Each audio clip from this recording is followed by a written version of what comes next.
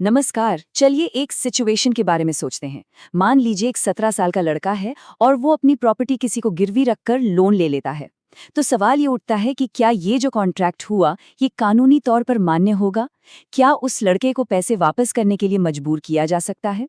आज हम Indian contract act के नजरिए से इसी दिलचस्प और बहुत ही जरूरी सवाल की गहराइयों को समझने वाले हैं। और यकीन मानिए, ये सिर्फ लॉ के स्टूडेंट्स के लिए ही नहीं बल्कि हर किसी के लिए जानना बहुत जरूरी है। तो हमारी आज की ये पूरी पड़ताल इसी एक खास सवाल पर टिकी हुई है जो लॉ के एग्जाम्स में अक्सर, बल्कि यूं कहें कि सीधे सीधे पूछ लिया जाता है। सवाल है, discuss the contractual liabilities of a minor under the Indian contract act 1872, या हिंदी में कहें तो भारतीय संविधा अधिनियम 1872 के अंतर्गत नाबालग के संविदात्मक दायित्वों की विवेचना कीजिए। चलिए इस कानूनी पहेली को एक एक करके परत दर परत सुलझाते हैं। देखिए, किसी भी टॉपिक को समझने से पहले सबसे जरूरी होता है उसकी बुनियाद को समझना। तो सबसे पहले ये समझना जरूरी है कि कानून की नज़र में नाबालिग या माइनर आखिर है कौन। तो इसके लिए हमें देखना होगा इंडियन मेजॉरिटी एक्ट 1875। इसके मुताबिक कोई भी व्यक्ति जिसने 18 साल की उम्र पूरी नहीं की है वो नाबालिग माना जाता है। लेकिन इसमें एक खास सिचुएशन भी है, एक अपवाद है। वो ये कि अगर किसी नाबालिग की प्रॉपर्टी उसकी देखरेख के लिए अदालत ने किसी गार्डियन यानी कि संरक्षक को नियुक्त किया है तो उस केस में बालिग होने की उम्र 18 से बढ़कर 21 साल हो जाती है। ठीक है, तो अब नाबालिग कौन है ये तो साफ हो गया। अब आते हैं कॉन्ट्रैक्ट पर।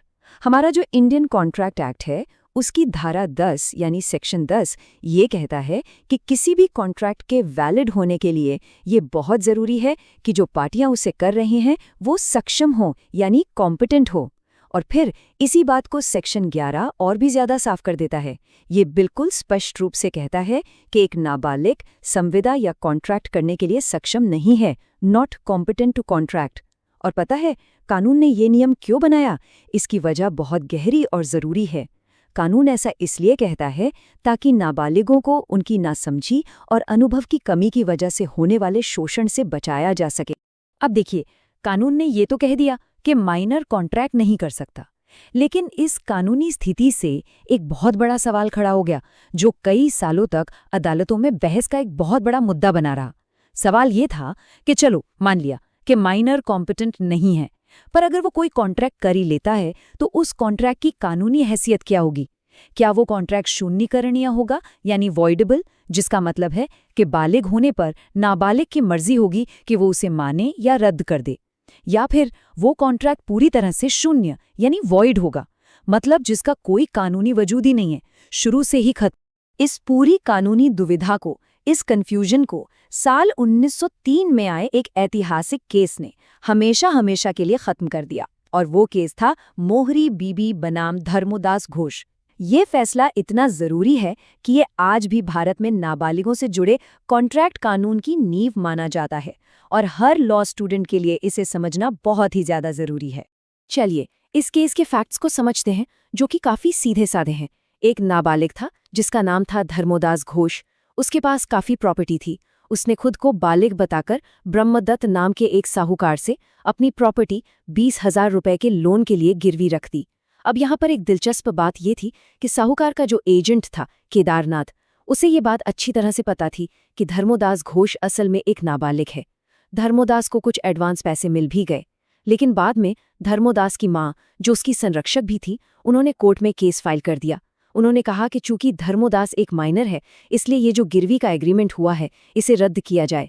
ये मामला निचली अदालतों से होता हुआ आखिर में लंदन की प्रिवी काउंसिल तक पहुंचा और वहां ये तय होना था कि ये जो गिरवी रखी गई है ये वैलिड है या नहीं। यहाँ पर प्रिवी काउंसिल का जो फैसला आया वो एक तरह से क्रांतिकारी था। जज सर फोर्ड नॉर्थ ने एक बहुत ही जबरदस्त तर्क दिया। उन्होंने कहा कि ये सवाल कि कोई कॉन्ट्रैक्ट वॉइड है या वॉइडेबल, ये सवाल तो तब उठता है ना जब कानून की नज़र में कोई कॉन्ट्रैक्ट बना भी हो। लेकिन जब एक नाबालिग कॉन्ट्रैक्ट करता है जो कानून के हिसाब से कॉन्ट्रैक्ट करने के लिए सक्षम ही नहीं है, तो कानून की नज़र में तो कोई कॉन्ट्रैक्ट बनता ही नहीं है। तो जब कोई कॉन्ट्रैक्ट है ही नहीं तो फिर उसके वॉइड या वॉइडेबल होने का तो सवाल ही पैदा नहीं होता। तो इस केस ने सबसे जरूरी कानूनी सिद्धांत को स्थापित किया जिसे हम कहते हैं वॉइड एब इनिशियो। इसका मतलब होता है आरंभ से ही शून्य। प्रिवी काउंसिल का फैसला एकदम साफ और सीधा था। एक नाबालिग के द्वारा किया गया कोई भी करार, कोई भी एग्रीमेंट शुरुआत से ही, बिल्कुल शुरू से ही पूरी तरह से शून्य होता है। इसका कोई कानूनी असर नहीं होता। ये बस कागज का एक टुकड़ा है, जैसे कि ये कभी हुआ ही ना हो।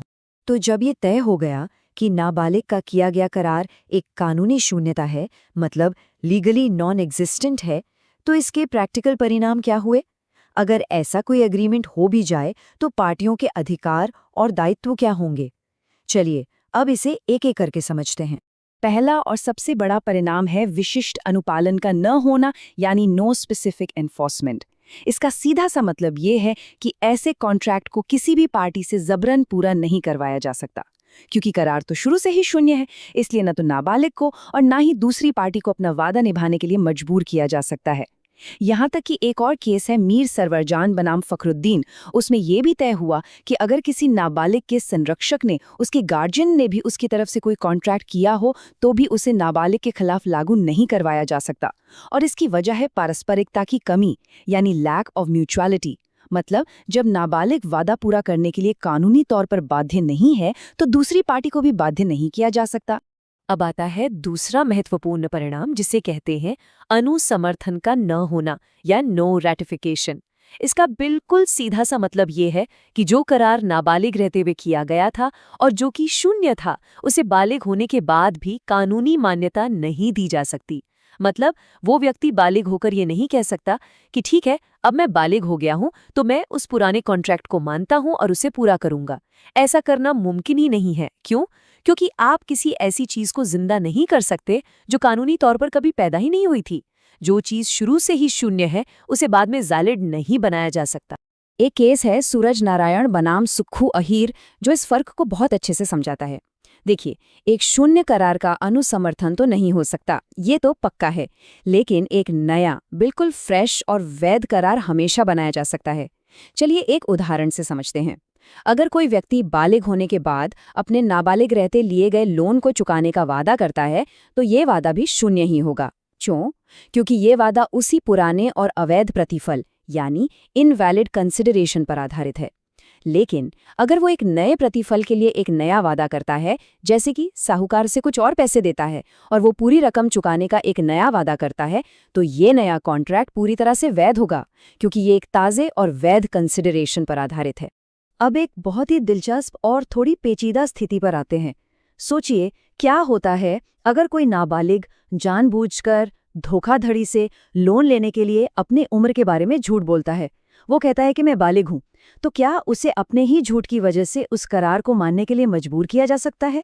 इस सिचुएशन को समझने के लिए हमें विबंधन के सिद्धांत यानी प्रिंसिपल ऑफ एस्टॉपल को समझना होगा।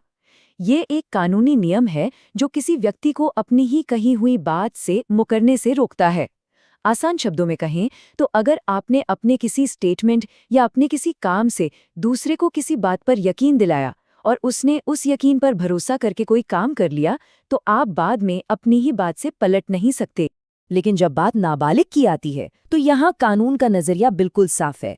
कानून नाबालिग की सुरक्षा को हर चीज से ऊपर रखता है, चाहे नाबालिग ने अपनी उम्र के बारे में झूठ बोलकर धोखाधड़ी ही क्यों न की हो।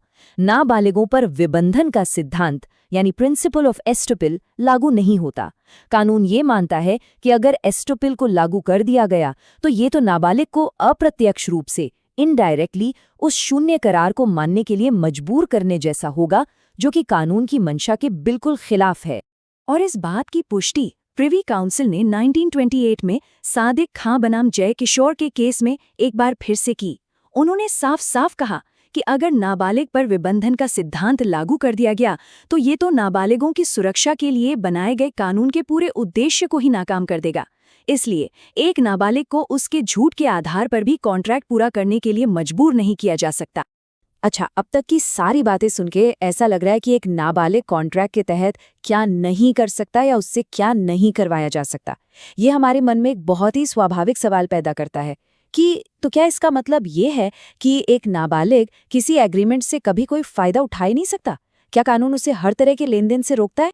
तो चलिए अब इस नियम के एक बहुत ही महत्वपूर्ण अपवाद को समझते हैं, जहां कानून नाबालिग के फायदे के लिए काम करता है। और हाँ, अगर आपको ये कानूनी विश्लेषण समझने में मदद कर रहा है और आपके कॉन्सेप्ट्स क्लियर हो रहे हैं तो इस वीडियो को एक लाइक ज़रूर करें। इससे हमें और भी ऐसा ही डिटेल्ड कंटेंट बनाने की प्रेरणा मिलती है।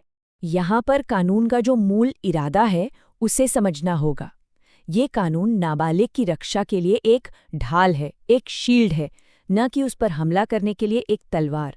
इसका मकसद नाबालिग को जिम्मेदारियों के बोझ से बचाना है, न कि उसे मिलने वाले फायदों से दूर रखना। इसलिए एक नाबालिग किसी कॉन्ट्रैक्ट में प्रॉमिसी यानी वचनग्रहीता या बेनिफिशियरी यानी लाभार्थी बिल्कुल हो सकता है। राघव चेरियर बनाम श्रीनिवास का केस इस बात को एकदम साफ कर देता है कि एक नाबालिग कब किसी करार को लागू करवा सकता है। अदालत ने कहा कि शर्त यह है कि कॉन्ट्रैक्ट नाबालिग की तरफ से एग्जीक्यूटेड हो चुका हो, मतलब उसने अपना वादा या अपनी तरफ का जो भी प्रतिफल था वो पूरा कर दिया हो और अब उसे सिर्फ एक लाभार्थी के तौर पर, एक बेनिफिशियरी के तौर पर फायदा मिलना बाकी हो।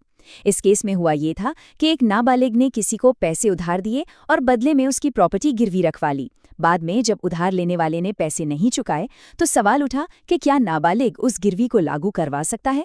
अदालत ने कहा हाँ, बिल्कुल करवा सकता है, क्योंकि यहाँ पर नाबालिग पर कोई और जिम्मेदारी नहीं है, वो केवल एक लाभार्थी है।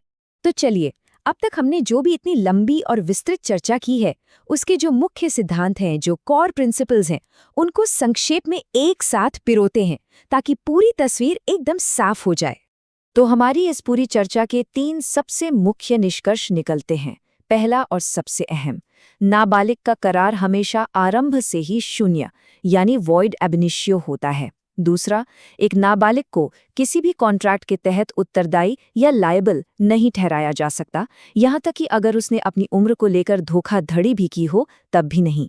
और तीसरा, एक नाबालिग उस कॉन्ट्रैक्ट को लागू करवा सकता है जिससे उसे फायदा हो रहा हो, लेकिन शर्त यह है कि उसकी अपनी जिम्मेदारियां पहले ही पूरी हो चुकी हों। अंत में इस पूरे सिद्धांत को, इस पूरी डॉक्ट्रिन को एक वाक्य में समेटा जा सकता है। नाबालिगों को उनके द्वारा की गई संविदाओं का लाभ दिया जा सकता है, पर उनके हितों के विरुद्ध संविदाओं को उन पर लागू नहीं किया जा सकता। ये एक लाइन इंडियन कॉन्ट्रैक्ट लॉ के उस सुरक्षात्मक इरादे को पूरी तरह से स्पष्ट कर देती है। अगर इस कानूनी विश्लेषण ने आपके ज्ञान को बढ़ाया है तो ऐसे ही और डिटेल लीगल टॉपिक्स पर वीडियोस के लिए हमारे चैनल को सब्सक्राइब करना ना भूलें।